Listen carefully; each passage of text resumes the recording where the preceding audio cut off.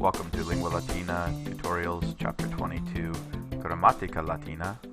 First thing I need to point out in the margin notes here is we have the principal parts of the verbs, and now that we have all the principal parts of the verb, you need to memorize these for every verb that you see in the margin. So when you see these forms, vincira, vincsisse, vinctum, you need to memorize those three forms. And the way to do this is to put it on a flashcard or on a piece of paper where you have the English meaning on one side and then the principal parts on the other side. So on one side of vincira, vinci, vinctum, vincsisse, vinctum, you'd have to bind or to chain up. On the other side, you'd write these three forms, and you need to know from the English to these Latin forms. And then for pellere, pepuli, pulsum, or pepulisse, pulsum, you would put down to drive or to force on the other side. You could also do this on a piece of paper where on one side you put the English and then you put the three forms on the other. Or in the margins here, you could write above the word the meaning and then just cover it with a piece of paper as you study, whatever works best for you. But you need to memorize the principal parts because this is how you form all the different verbs, and you need to know what endings or where you're going to put your endings. When you hear me say these verbs in the audio margin notes, you'll hear me say vincira, vinci, vinctum. I don't give the infinitive form here. I'll give the first person perfect as you get in some other Latin grammar books. So to bind or to tie, to chain up, and then I have chained up would be vinci and vinctum.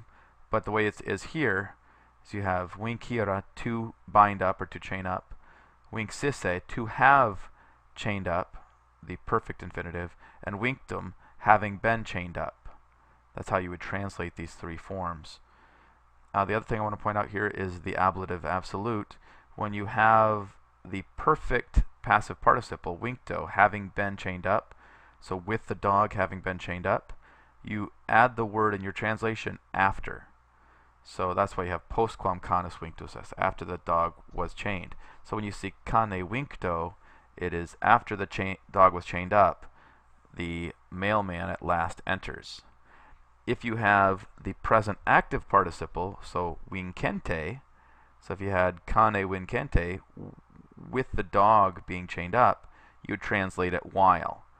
So that would be, if it were cane vincente, it would be while the dog is chained up, the mailman at last enters.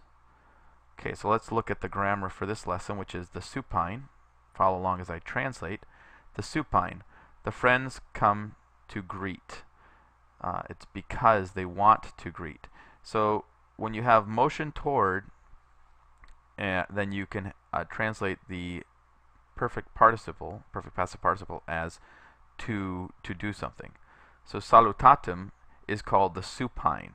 The supine ending in tum shows that which someone wants to do, and is placed with verbs like to go, to come, to send, and other ones that usually have some kind of motion and indicate a desire.